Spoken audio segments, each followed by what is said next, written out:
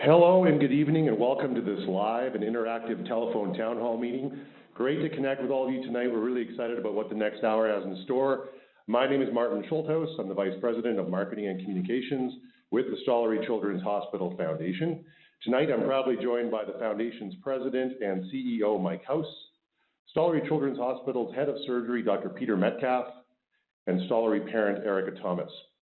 Before we hear from our speakers, let me start by explaining how a telephone town hall works. Right now, Albertans are answering their phones and connecting to this discussion. We'll hear from our speakers shortly, and after that, it'll be your turn. You'll have a chance to ask your questions and raise issues that you think are important to children's health across Alberta. For those just joining the call, my name is Martin Schulthaus, and I'm excited to be your moderator for tonight's virtual town hall. I'm joined by the Stollery Children's Hospital Foundation President and CEO Mike House, along with the Stollery Children's Hospital's Head of Surgery, Dr. Peter Metcalf, and Stollery parent, Erica Thomas.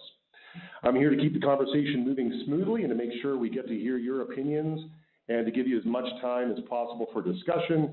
And before we get started with your questions, I'd like to invite our panelists to say a few opening remarks, and I'll start with Mike. Hi, everybody. My name is Mike House. I'm the President and CEO of the Stollery Children's Hospital Foundation.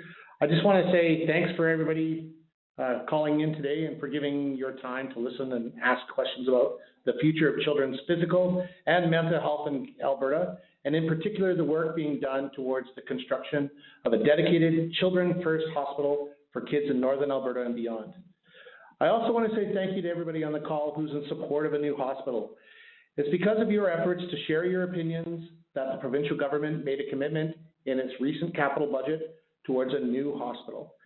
And our goal tonight is to give you a better picture as to why a new hospital is needed for kids, how far along we are in moving the hospital project forward, and what work still needs to be done before construction begins in the years ahead.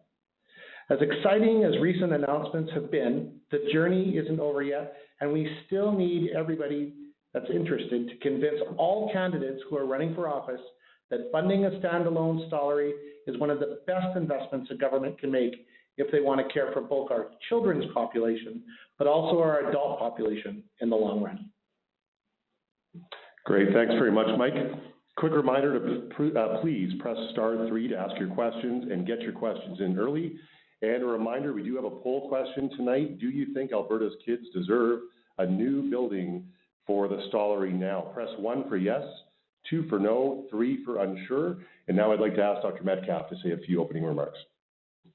Thanks, Martin. Yeah, first off, thank the foundation for keeping this on the forefront of on everyone's mind. I think a new standalone children's hospital would be an incredible advantage to Northern Alberta. My visions for it basically involve capacity and control. We do not have enough space right now to care for all of our sick patients. They're waiting too long in the emergency room. They're waiting too long to see their pediatricians. Are waiting too long for surgery. And we need control. Right now, being housed within the U of A hospital, the Walter Mackenzie Center, has worked, but we just don't have the flexibility we need to grow and adapt and develop the programs that kids need. Thank you very much, Dr. Metcalf. Great to have you with us tonight. Another reminder to our callers, please press *3 to ask your question at any time during the next hour. And right now, I'd like to ask our third panelist, Erica Thomas, to say a few remarks. Thank you, and good evening, everybody. My son Benjamin was diagnosed with a form of kidney cancer in 2019 at the age of 5. After over 36 weeks of intense chemotherapy and 6 radiation treatments, he got to ring his bell at the end of treatment in January of 2020. He's now 3 years in remission. The Stollery team saved my son's life. And while I have so many wonderful stories of our time in the Stollery, there were also many times where the facility did not match the talent. We need a hospital where kids can be kids, where playrooms aren't turned into patient rooms, where they aren't exposed to adult issues and trauma, and when there's always space in their home ward. Kids need play. It helps them develop and it helps them heal. Did you know that the team at the Stollery often has to make decisions to close playrooms to turn them into patient rooms? Our son and I spent over 40 nights in the Stollery and over 100 days. Oncology became our home away from home, and too often There was no room on our home ward, and we were moved to a ward we were unfamiliar with. This created stress and anxiety for Ben and for me. A new Stollery would mean less kids waiting for beds and ensuring they are welcome in their home ward. Currently, our kids are exposed to a lot of adult issues and a lot of adult trauma they should never see. Once you leave the fourth floor, it's a different world, an adult world. With a new purpose-built children's hospital, our kids can focus on kid issues, getting healthy and playing, and parents can worry less about adding additional trauma. I will always be forever grateful to the amazing staff at the Stollery for saving my son's life and for holding our family in their caring hands. However, the facility does not match the talent, and it's time we built a new purpose-built children's hospital for our kids and our amazing talent. Great, thank you so much, Erica, and wonderful to have you with us tonight as well. We're going to go right to your questions right now, and we have one that I'm going to read out. If we build, this is actually for Dr. Metcalf, if we build a new hospital, won't we need to hire more staff to run it? Yep. Yeah, we certainly will. And so that's, healthcare and everything is very complicated, and right now we're short of nurses and we're short of anesthetists. But I think one of the advantages, if we have a modern state-of-the-art building that can provide world-class care, that it'll be easier to attract them. I think they do go hand in hand, but one begets the other. All right, thanks so much, and appreciate the call. Now, before we take the next question, we do have a quick poll question for the audience, and you can respond to this question using your telephone keypad. Again, do you think Alberta's kids deserve a new building for the Stollery now? Press 1 for yes, 2 for no, and 3 for unsure. We're going to go to another question. Is it true that the Stollery patients share the space with adults?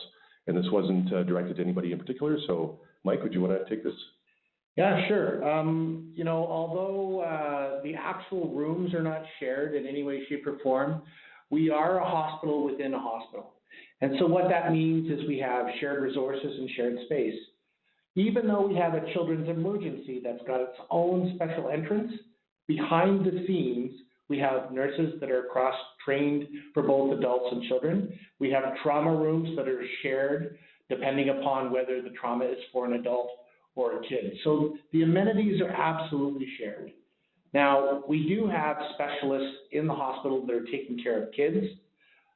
We don't have inpatient beds that are shared, but we have adjacencies where it's not as good as it could be. So, for example, on the 5th floor, we have areas where kids are inpatient beds, but right next to it is the adult psychiatry area. It's not ideal, especially at night when it can be scary for kids to be by themselves or they don't have their parents.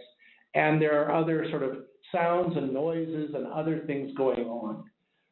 We used to have a situation where the emergency was actually shared with adults and kids, and we separated that. But during the time of COVID, because of renovations and because of constrictions, we actually did see patients that were adults and patients that were kids in that same space. And I have to be honest with you, Martin, sometimes kids and their families would see things that they really shouldn't see, whether it's people who are inebriated or intoxicated or under some influence, whether they were arrested, whether they were having their own mental health issues. And at the end of the day, we want to make sure that we have given kids the best possible chance for a long and healthy life and the proper diagnosis and the right people and the atmosphere in which they come to the hospital and ultimately experience care is very important. So it isn't ideal, but at the same time, I would say we do have specific spaces for kids when they're staying at the hospital. And I'd open it up to Peter or Erica if you've seen other things or if you have sort of a similar experience. No, I would echo exactly what you said. The amount of times, as you're walking through the cafeteria that we would be yelled profanities at by somebody definitely in a mental health crisis, or, we saw somebody being brought in shackles and chains and a prison jumpsuit, and you start to have to answer those questions to your kids about what's going on. And it's an adult world outside of the kids' hospital rooms and off the 4th floor. Yeah. And the reality is with a lack of space, there's a lack of opportunity to provide privacy because you cannot have separate rooms in a lot of these locations in the hospital. Thank you so much for those answers. A reminder to our listeners tonight, please hit *3 if you have a question, and you can join the queue at any time. Right now, we're going to take a question from Dave Boyson out in Sherwood Park. And this is directed to anybody on our panel. How much money does this, or actually this is directed to Mike, pardon me. How much money does the Stollery Foundation need to fundraise to build, and where are you to date? Thanks for the question, Dave, and thanks for your interest in fundraising. As a person who fundraises for the Stollery, it's always great to hear people are interested in that. We have made a pitch to the provincial government that above and beyond the level of care that the provincial government would put towards a new hospital, we want to make it even better. We want to make sure that the excellence of care, equipment, and amenities is absolutely world-class. And so what we have done is we have pledged $250 million towards this project. Now, it's going to take us several years to raise that money, and we know that that money will go towards the stuff you wouldn't get in a regular hospital. Now, sometimes that extra stuff is related to patient outcomes, and sometimes it's related to family-centered care. We know that it's not just about medicine, it's about how people feel, how people leave the hospital, how people are cared for after the hospital. And so we want to make sure that that's great. So as it relates to the actual number of dollars that we've raised, we have saved some money over the last little while towards a new commitment, but we have not campaigned for it. And Dave, the reason why we haven't campaigned for it is because we need an actual commitment from the government to build the whole thing. Now, we've gotten a capital budget, and we've got sort of what we call placeholder dollars, but we're in an election year right now, and so we have to wait until after the election happens. Whoever wins the election, I'm hoping that they support the Stollery, because to be honest with you, the Stollery is not a political football. It should be supported by every single person that's out there. But we need to raise $250 million. We haven't raised anything at this time, but we're hoping to do so once we get a more, I would say, a more solid commitment from the provincial government.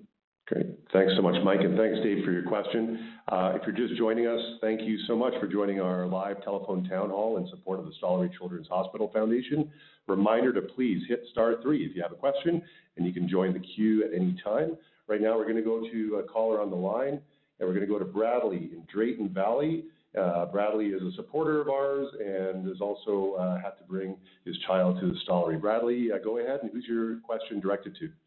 Hi, thank you very much for taking my question, I guess. I'm not really sure who's the best one to direct it to.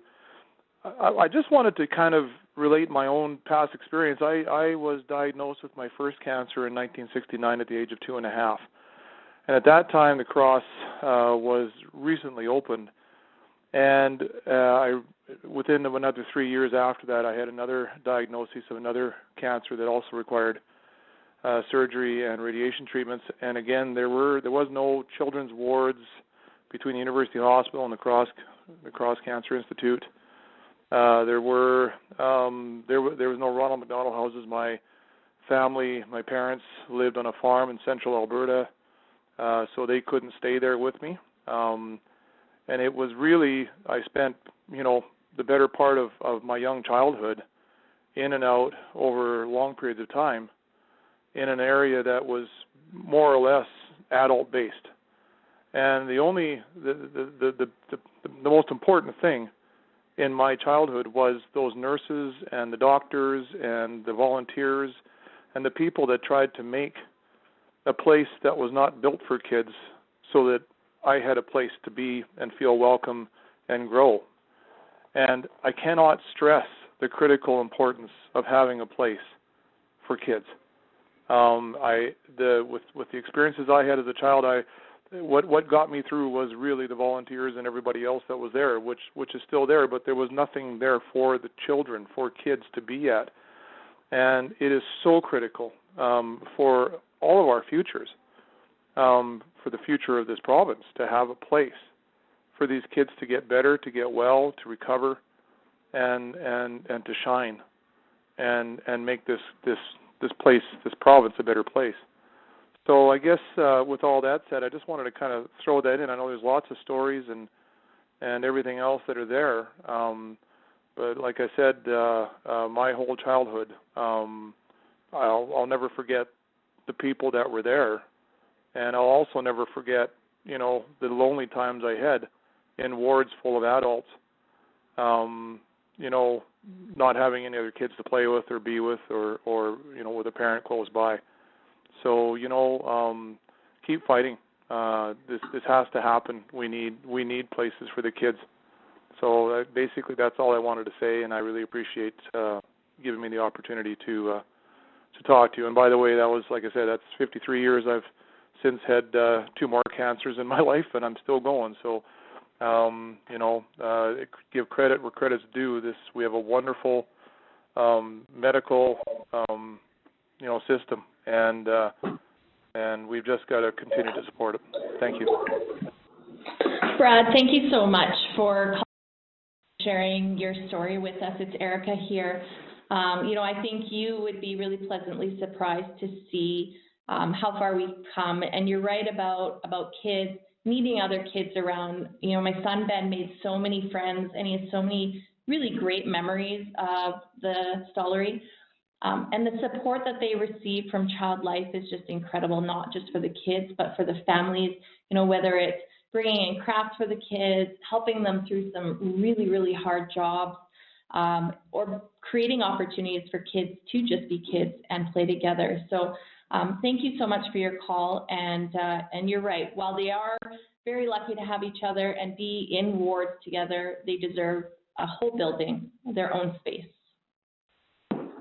Great. Thanks very much, Erica. And thanks so much for the call, Bradley, and for sharing your story and your journey. And we really appreciate your support. And it's definitely what we're working toward, is to give future generations of kids, you know, just a really better chance at a long and healthy life. I want to go next to our next caller. I'm going to read this question, and this is directed to Dr. Metcalf. This is from Rubina Maji, and this is, have you found a location for where the new Stollery will be?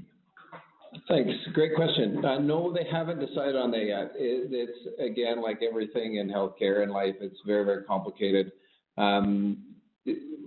There are arguments for keeping within sort of the Walter Mackenzie campus where everything is now. But again, we face some space constraints there. And there are arguments, you know, for and against having it on a separate site. So, you know, there are many people working very hard to come up with the best answer possible, you know, balancing all the pros and cons. But yeah, that's part of why it takes so long and takes so much money to even design and come up with the concepts. Can I maybe build on that answer too?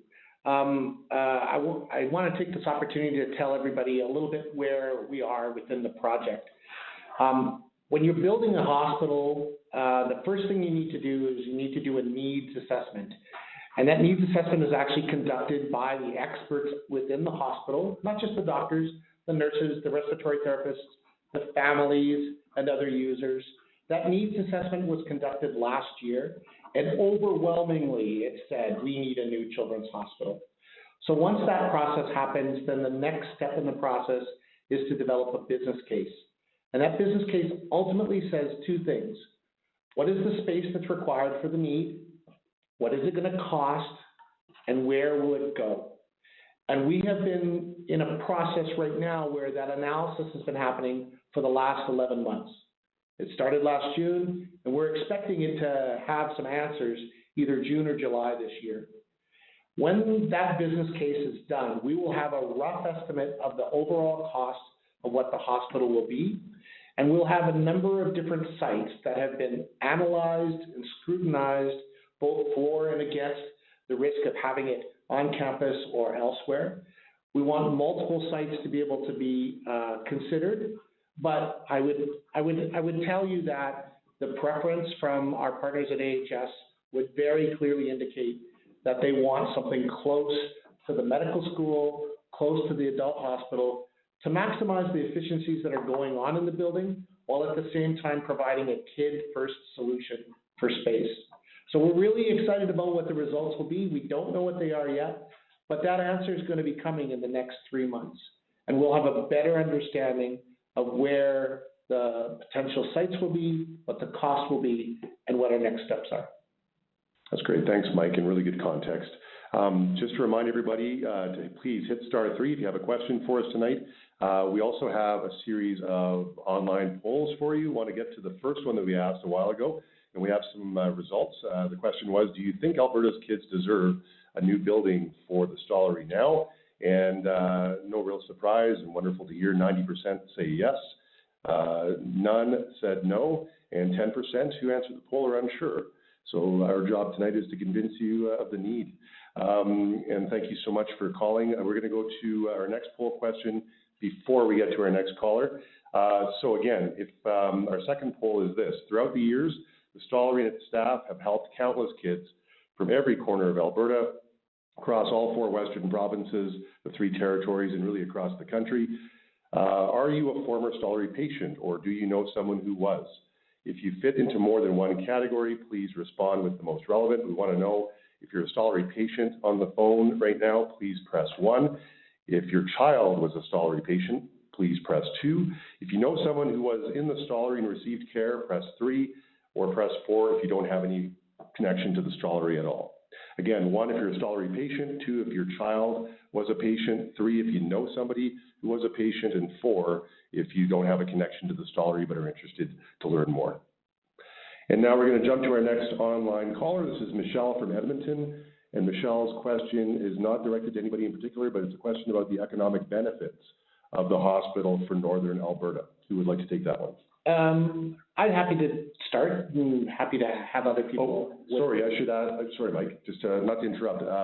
Sorry, Michelle, we should get you on the call so you can ask your question. Please do.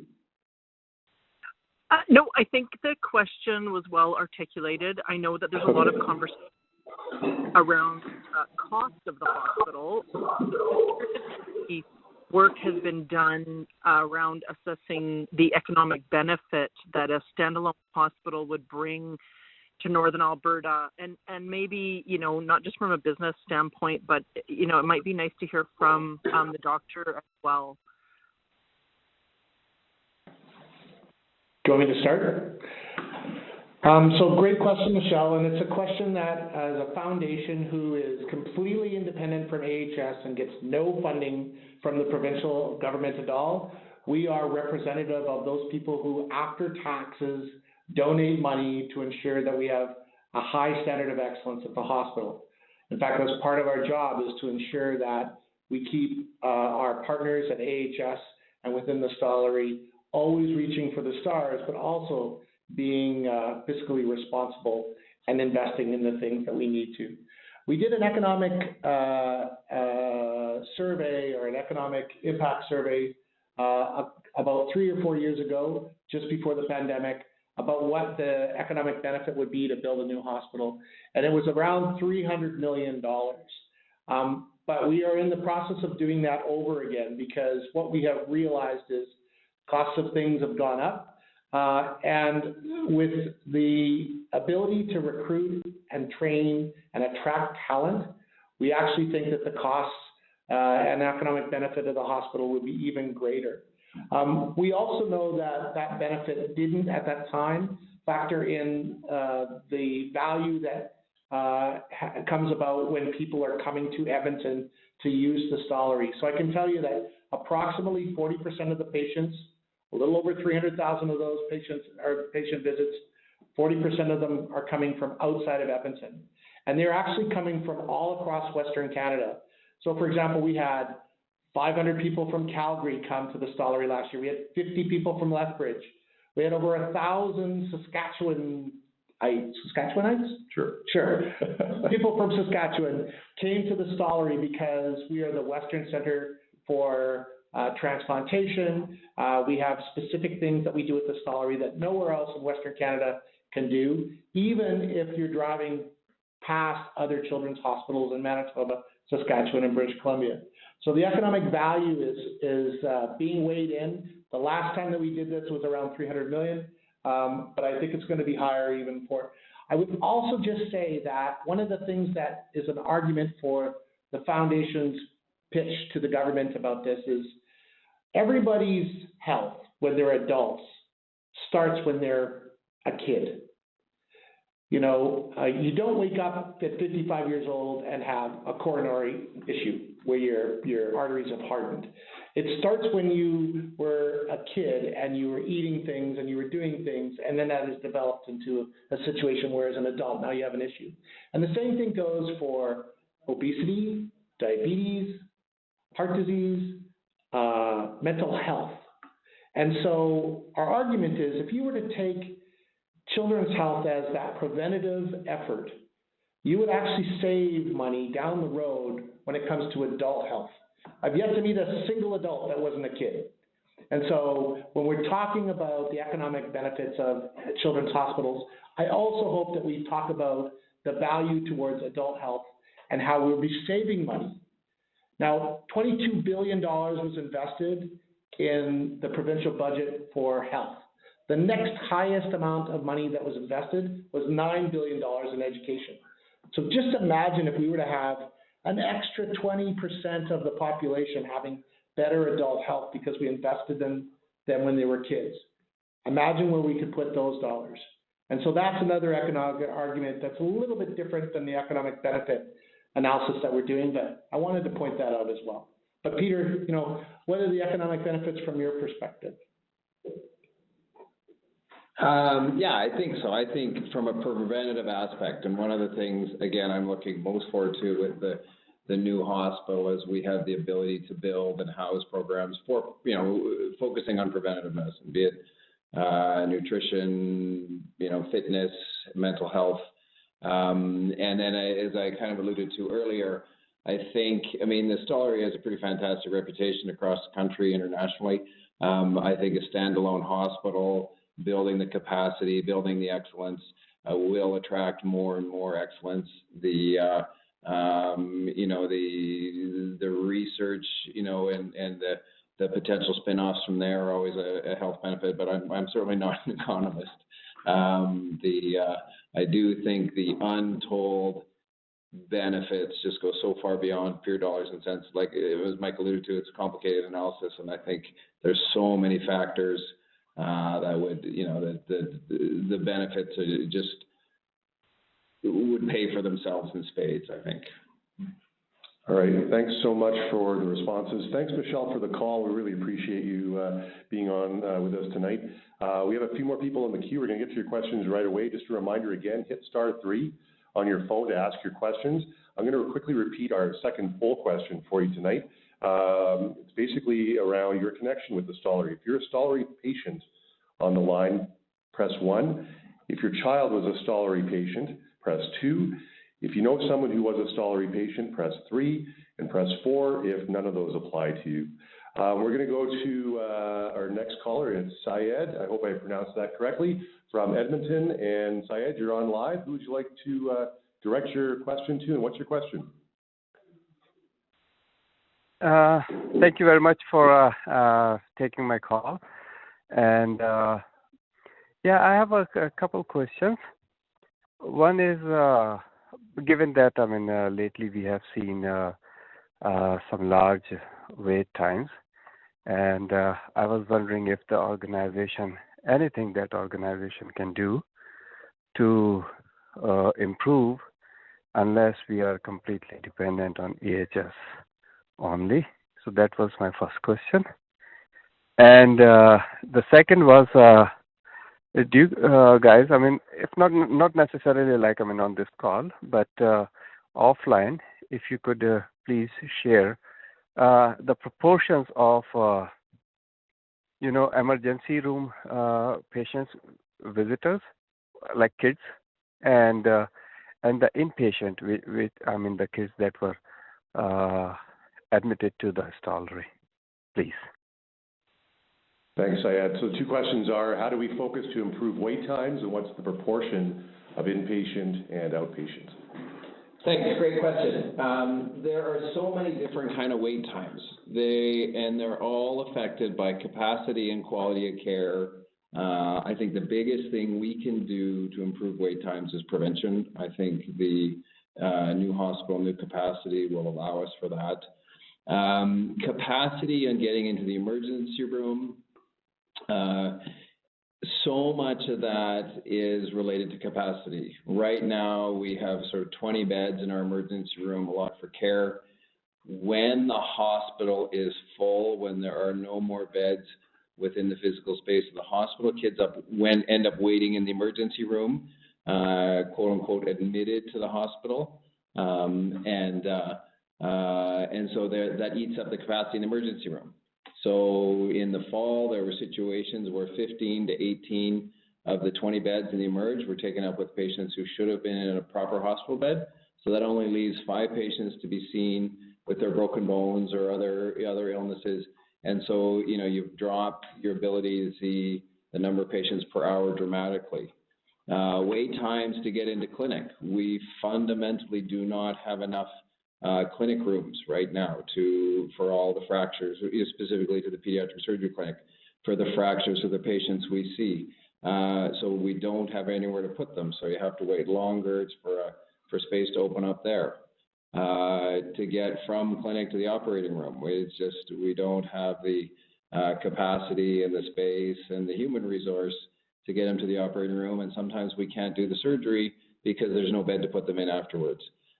These are all complicated issues we're working very, very hard and have gotten better with over the years, but fundamentally, more space to put patients will result in less time waiting for them. I can answer the question about the proportion of inpatients and outpatients. So our ambulatory clinic, Syed, handles about 170,000 visits in a year. So the quick math is 317,000 patient visits minus 170, which is about 120, I think that's 140? I guess it's 140. So about 140 inpatient visits versus 170 outpatient visits. Now, those visits can be done by somebody more than once. So for example, the outpatient visits, you can have a kid that comes in many different times because they're seeing their specialist or whatever it happens to be. So that's the information that I have right now off the top of my head. But I'll tell you what, we'll do some digging and we'll be able to report back. And I think, Mike, a new hospital, our own space for our innovations will help that proportion. Yep. I think we can build programs that keep patients from spending a night in the hospital, improve their outpatient care, and again, so improve their care, decrease their overall costs, and improve their experience phenomenally. But we need our own space to do with what we can and to help push us to that next level. Great. Thank you both very much for the answer. Thanks, Syed, for the great questions. Really appreciate you joining us tonight. We're going to go to our next caller. It's Larissa from Edmonton. Larissa, you're on. What's your question? Hi there. So I've been a Stollery mom for the past 8 years, and we've been frequent flyers. So we've kind of seen everything on most of the units. And my question is, would the budget include more private rooms for the patients? And I know it's not maybe realistic for like all the wards to be private because that's a lot, but would there be more private rooms opposed to what we have now at the Stollery? Hi, Larissa. It's Erica, and I'm sure we've probably run into each other in the halls at some point. Thank you so much for your question. And for the benefit of everyone else on the call, actually currently only 1/3 of the Stollery beds are in private rooms. And actually the pediatric standard is for 100% of beds to be in private rooms, as they are in Calgary, Vancouver, and Saskatoon. That's because those hospitals were built very recently. So it's also worth noting that these hospitals are less specialized and smaller by bed count than the Stollery. I also, Larissa, I know I'm probably preaching to the choir here, but for everyone else on the line, there's 2 really important reasons personally that private rooms are important. The first night after Ben was diagnosed, I shared a room with 3 other families, all just sort of separated by curtains. And after taking some phone calls from friends and family checking in on us, and after Ben fell asleep, I tried my best to cry in silence. And no parent should have to do that. You need privacy to deal with these diagnoses, these instances. The other scenario that I want to share with you is siblings. Siblings often get forgotten in this, and there were many times where it would be upwards of a week where I wouldn't get to see the other 3 kids because there really just wasn't space for them to come in and visit in a shared room. Not only was there not space, but I didn't want them to see what was on the other side of the curtain. It was bad enough that Ben had to see it. And so I'm with you. I think private rooms are essential, and I'm so excited that the new Stollery is meant to have 100% of private rooms. So thank you so much for your question. Great, thanks very much, Erica. Thanks, Larissa, for the call. Just a reminder for those that are just joining, please hit *3 at any time if you want to ask your question, and we'll put you in the queue. We're going to go to another question right now. I'm going to read this one out. It's what about the money the foundation has in reserves? Mike? Yeah, sure. So we've been renovating the hospital for a decade. And, we're really lucky at the Stollery Children's Hospital Foundation in the sense that most of the money we raise is about $20 at a time. So if you've been to a lemonade stand, thank you. If you have been part of our Teddy Bear Fun Run, thank you. If you're coming to the Crescendo concert that's happening at the end of May, thank you.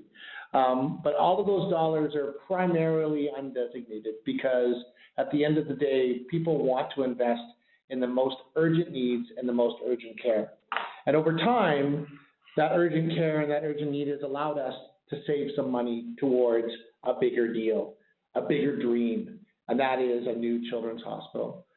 We have approximately $20 million that's been saved up. We've committed some of the additional monies over the last year and a half to pledge towards the design of a new building. But we're going to have to raise another $230 million over the next 6, 7, 8 years to make sure that we ensure that excellence is at our hospital. So we're going to need everybody, not just Edmonton, not just Sherwood Park, not just St. Albert. We're going to need everybody in Alberta to help us out, whether it's $20 at a time or whether it's something even more ambitious, because every single dollar counts. But that's how much money we've got in the reserves. We got a little bit of a head start, but we got lots and lots of work to do. It's a lot of lemons. A lot of lemons. Great, thanks so much for the answer. Thanks for the question. Just going to remind people again, hit *3 if you have a question. You can join the queue. Speaking of questions, we have some poll questions for you tonight. We're going to get to our second poll question and the results. And despite we actually had one person who said they were a former patient, but we have the majority of people on the call, 37% say they are a Stollery parent. 40% know a Stollery patient, and 23 have no connection to the hospital. And we're really, really happy to have all of you on the line to learn more about what we're doing to try to build a new children's hospital for Northern Edmonton and all of Alberta. We're going to go to our third poll question, and then we're going to ask to get back to the phones. I'd like to read this question for you. Children's health care is different in so many ways from adult health care, and you've heard a bit of that tonight. Children and their families have specialized needs the current hospital just can't fulfill. Which of the following do you think is most important? Press 1 for privacy for Stollery patients. You just heard Erica talk about that. Press 2 for spaces designed specifically to make a hospital stay a little easier and less intimidating for kids. Press 3 for access to the latest specialized technology needed to treat kids, or press 4 if you agree with all of the above. Again, press 1 for increased privacy, 2 for spaces designed specifically for kids, 3 for access to the latest technology, and 4 for all of the above. And a reminder to hit *3 if you have a question, and we'll get to you as soon as we can. We appreciate everyone's patience. I'm going to read the next question, and it is, Edmonton has a hospital, but my community does not. Who would like to take that? That's all we have for that question. Yeah, I'm happy to start. Sure, thanks, Mike. A couple things I would say. first of all, there are 4 million people in this province. What people don't maybe realize is that 1 million of those people are under the age of 18. Now, we have 106 hospitals that care for adults and children too, but only in a sort of a lower acuity rate. And we only have 2 children's hospitals, one in Calgary and one in Edmonton, that take care of the rest of the kids. And so I know that it's needed to have hospitals and hospitalization and medical care in all communities.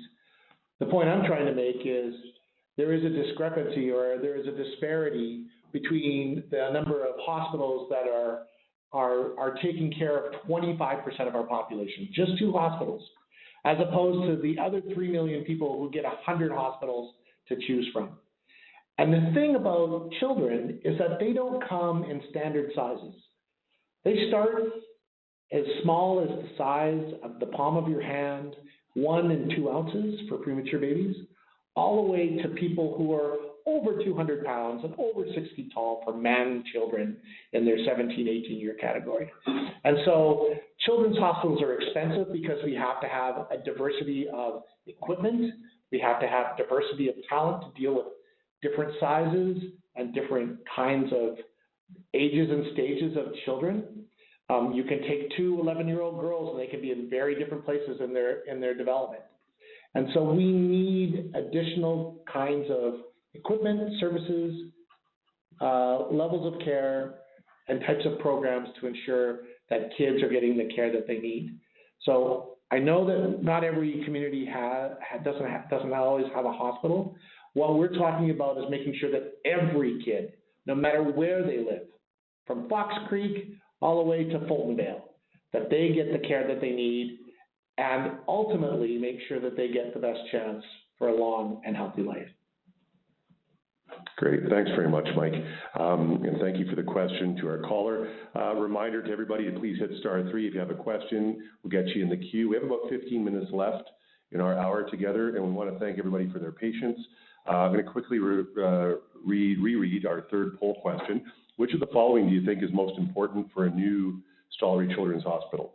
Privacy for Stollery patients, spaces designed specifically to make a hospital stay a little less scary for kids, better access to the latest specialized technology, or 4 for all of the above. Again, press 1 for privacy, 2 for spaces designed with kids in mind, 3 for access to technology, and 4 for all of the above.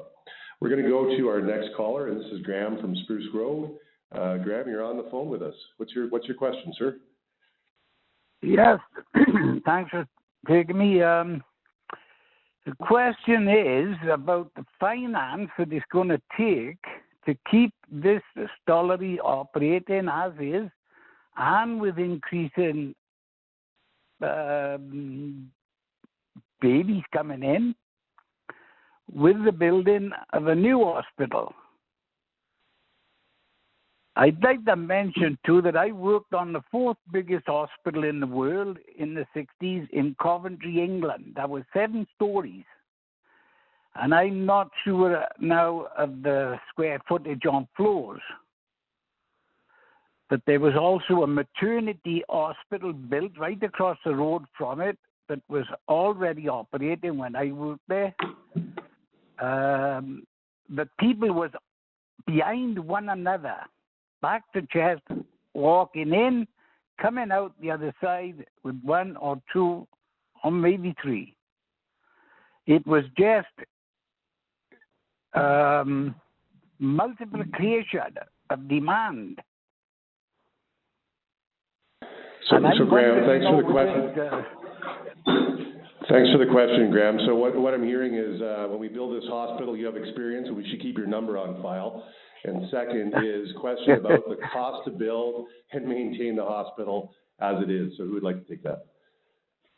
So Graham, what I can tell you is part of the work of the business case is to tell us the answer to the question that you have.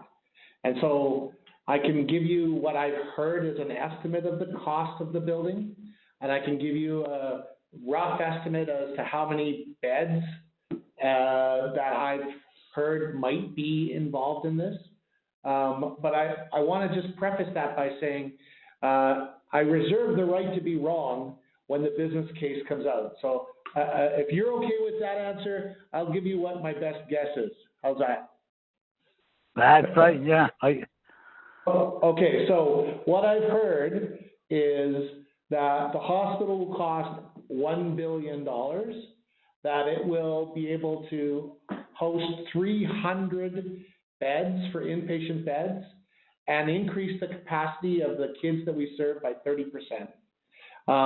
I've also been told that unlike the Stollery that currently exists, where there are no mental health beds at all, there will be additional mental health beds so that kids can actually not have to go to a different place when they have physical issues and mental health issues, which is currently what exists right now. If you have a kid that has a mental health issue and a physical health issue, it's very difficult to get the care in Edmonton because they're in two different locations. And so it's not just about the cost, it's also about the improvement of care based upon what we can do and what we should do versus what we are being able to do. But as I said, Graham, the business case is going to do a much more thorough analysis than the hearsay that I've just shared with you, and I reserve the right to be completely incorrect in that answer. But I want to try to give you the answers that I've been hearing. Great, thanks, Mike. And yeah, we're hoping to get the results of the business case in a few months. Graham, thanks so much for your question. A reminder to those on the phone, please hit *3 if you have a question. We're going to try to take a few more before the top of the hour. Our next call is from Marion Davis in Edmonton. Marion, you're on the line with us. Go ahead. Thank you. My question was that I know the Stollery helps children from all across Western Canada and perhaps even some from farther east. Do these other provinces provide any financial support for the Stollery? Thanks for the question, Marion. The quick answer is yes, in the sense that each of the different provinces have transfer payment agreements with each other. So if there's an Alberta kid that goes to Saskatchewan or Manitoba and they need that care, or they're in that province when they're injured or they need that care emergently, then the provinces will talk to each other about the cost of that and provide a transfer of cost. The thing about the Stollery is because we are the Western Centre for Transplantation, for example, that if you're in Manitoba and you need a heart transplant or a lung transplant or something with soft tissue, that family has to come to Edmonton. Manitoba will pay for the cost of the hospital, but you know what? That family still has to endure the burden of the cost of moving. We have more people that move from Winnipeg to Edmonton for their kids, and not just around heart. We are a center of excellence for autism. So families will actually choose Edmonton to live, grow up in, raise their kids because they know they have the services available. In fact, the Stollery has an actual academic chair, Lonnie Zwagenbaum, for those of you who are autistic families, people who have kids on the spectrum. Lonnie is the Stollery chair in autism. So it's not just about medical from a physical standpoint, but also in other areas. But the transfer payments actually make that happen. Now, it's one of my favorite topics. There's also supposed to be federal transfer dollars for anybody that is from an Indigenous community.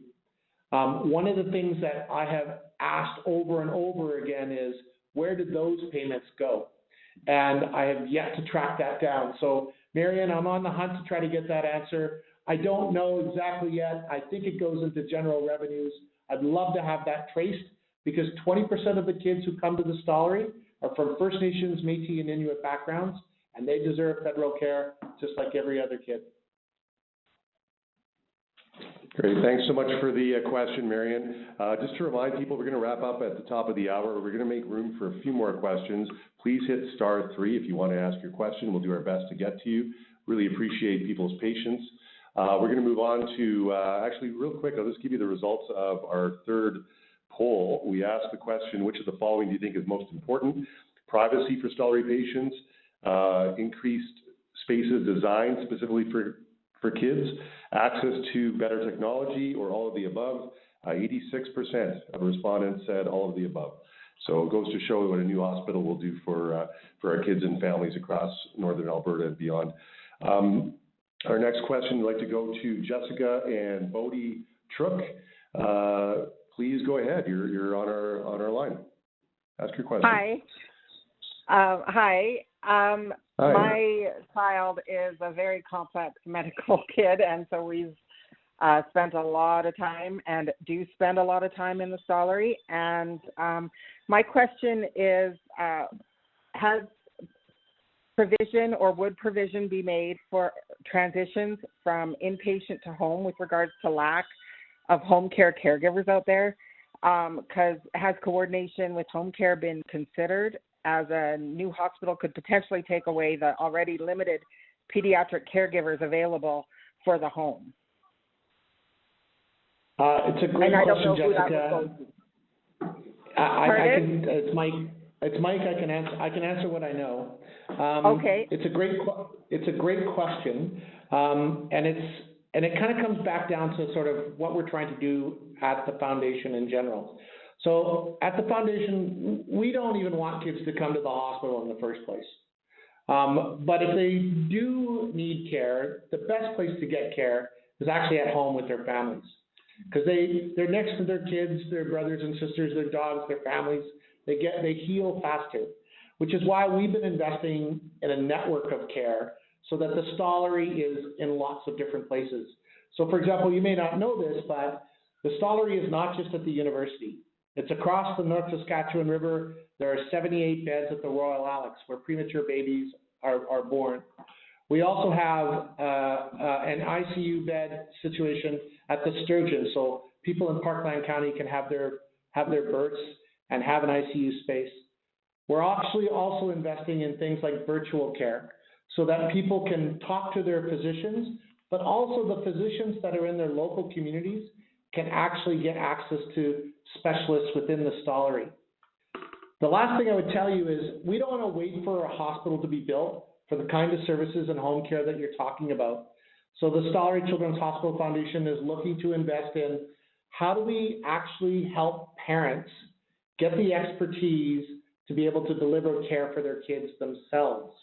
So think of it almost like the training day for parents to take their kids home, to learn how to do certain medical conditions so that they can feel comfortable doing some of the things that they need to do in order to provide long-term care for their critically ill children.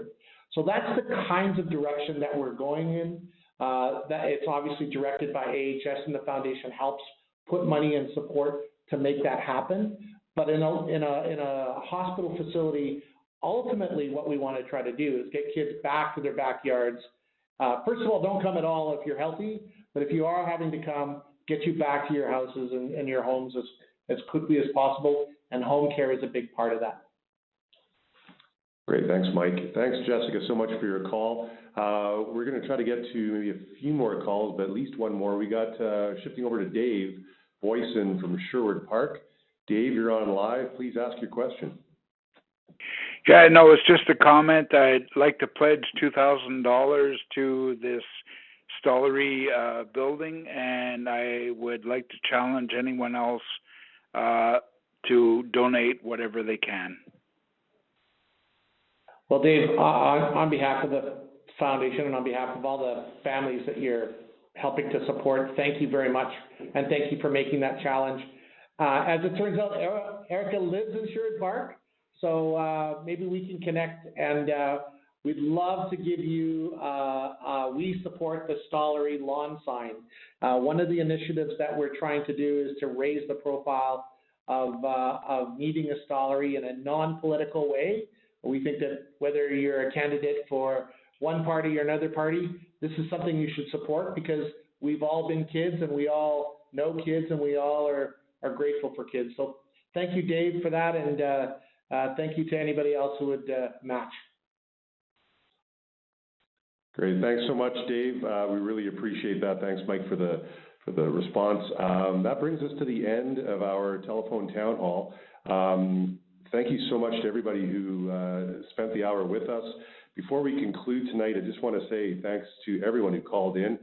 We haven't tried anything like this before, and I think I speak for all of us here on the panel when I say it's been a really, really tremendous hour of conversation, great questions, and really good insight and perspectives, and we really appreciate people spending the last 60 minutes with us. Before we conclude, I'd like to turn it over to Mike one last time for any closing comments. Mike? Yeah, I just want to say thanks to everybody for taking the time to listen to us. Thank you to Dr. Metcalf for spending time out of surgery and with us and providing your expertise. And Erica, thank you for representing all of the parents that I know are maybe in the hospital right now or are listening in or have a kid that's needing care. But mostly I just want to say thank you on behalf of all the kids that we serve. You know, for every kid like Samantha who rang the bell to say that she beat cancer, and for other kids like Ben who unfortunately passed away too soon. For kids like Jacob from Grand Prairie who travels to Stollery on a monthly basis to ensure that they see their specialist, and you know, at the age of 15 is still going strong. For kids like Jock and Lily, who are one of 300 kids in the world who have a rare liver disorder and who were treated and cared for and are now entering into their adult lives. For Maria, for Emily, for Bridge, for Elijah, on behalf of all of them, thank you. We need a new hospital, and we couldn't do it without you.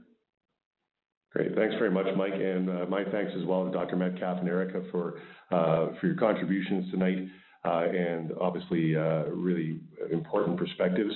I want to thank everybody who chose to spend the last hour with us. Thanks to everybody who has a lawn sign out in front of their house that's gone on to tomorrowandtoday.com and registered in support of a new hospital.